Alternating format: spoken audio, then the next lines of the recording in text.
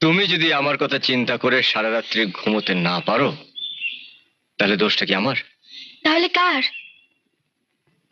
তোমার মনের। তোমার মনে বাউল বাতাস লেগেছে। তুমি ঠিকই বলেছ, মনে আমার বাউল বাতাস লেগেছে। আর সেই বাউল হলো আমার নাম না জানা বাউল, যে আমার সামনে দাঁড়িয়ে আছে। কিন্তু মালা, বাউলের নাগাল তো কেউ পায় না। কিন্তু আমি পেয়েছি। কিভাবে?